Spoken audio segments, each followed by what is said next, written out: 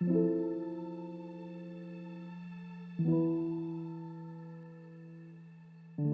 my name is Pamela Agustín-Anguiano, and I am the coalition manager for Eastside Leads.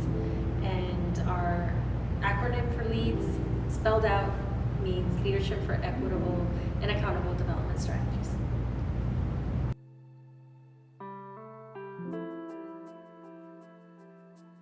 Whenever you have that gut feeling something's not right, well, know that you have rights, right? And as tenants in the city of LA, where more than 60% of residents are tenants, right? We don't own a property or own a home. We rent. I myself am a renter.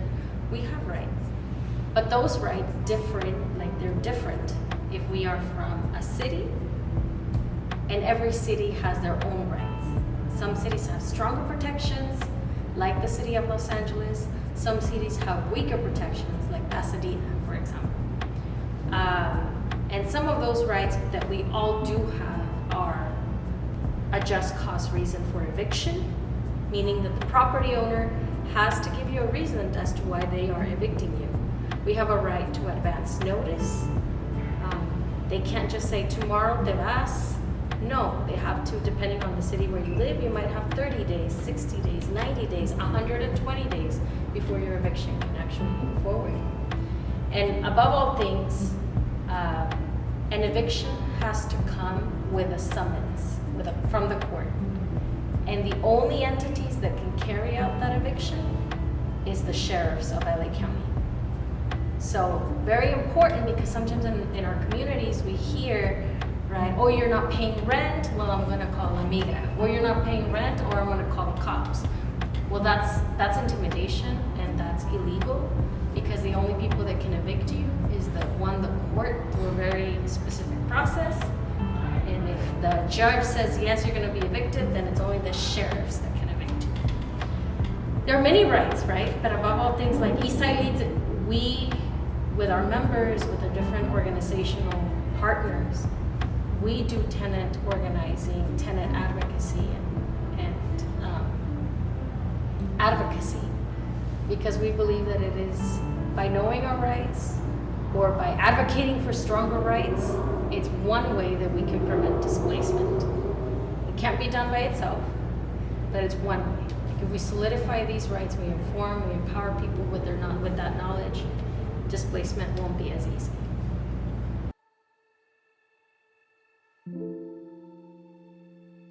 The just cause reason for an eviction is you didn't pay your rent, you did something illegal in the unit, like kill somebody, or even a domestic violence case could be a reason for eviction. Nuisance, meaning you were being annoying to the rest of the neighbors or to the people in the community, but specifically the neighbors. It could have been that you violated a term on the lease, and the lease is the contract that you as a tenant have with the property owner. Those are just 4 reasons. Depending on where you live, there could be as many as 16 reasons for a just cause eviction, right? Or a reason for eviction.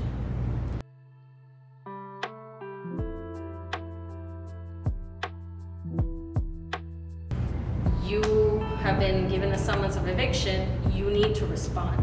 And you have 5 days to respond. And if you don't respond in those 5 days, you will be evicted. And that's been very sinister, because the reality is that 98% of tenants don't have access to attorneys.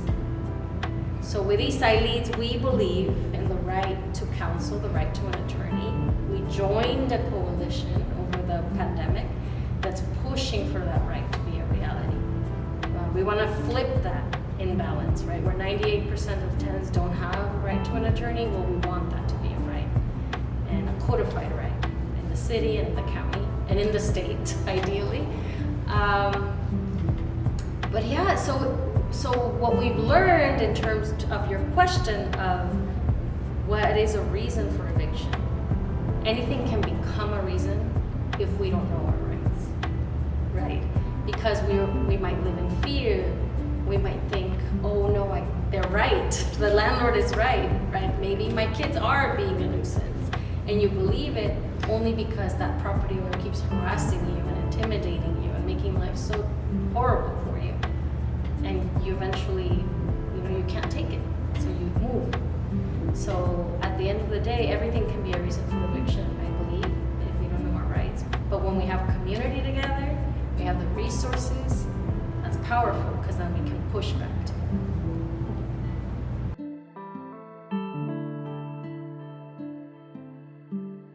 If a tenant is being harassed, meaning they are being threatened, they're being assaulted, the property owner is threatening to call ICE or the police, or they got an eviction, something on their front door that says, 5-day notice, 3-day notice, or it's an eviction notice, or even worse, right? Like their locks broken into, the property owner is there.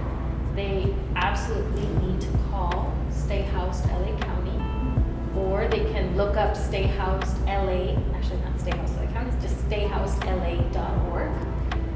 And they can go to Facebook, Twitter, Instagram, and find Stay Housed LA, or in Spanish known as Permanezca en Casa Los Angeles. And on the website, on the main website, there are find a workshop, know your rights, and get legal help. In this case, if you're being harassed and you got an eviction notice, you definitely want to go to get legal help. It's a small questionnaire, and you will get somebody calling you back within 48 hours or emailing you, depending on how you say you want to be reached back. And that's the best resource right now.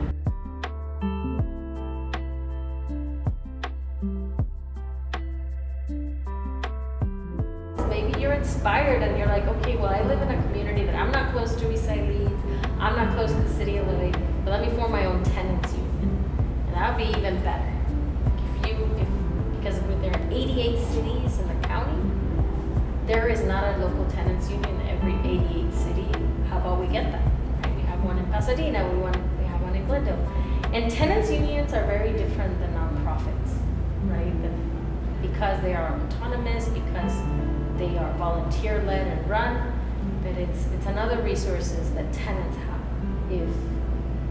If somebody's being faced with harassment, they should ask themselves, okay, I'm going to go to State House, but also, is there a tenants union close to me that I can tap into and organize with? So I think tenants are already powerful. We are powerful. Like, I'm powerful, you're powerful, right? We're powerful in who we are, being, like, first, so acknowledge that, right? Our lives do matter. And we learn in different ways. Some people learn through reading, some people learn through talking. So also share what you know, right? Like, share what you know. Like right now we're learning how to film. I don't know how to film. You know how to play the drums. I know about tenants' rights.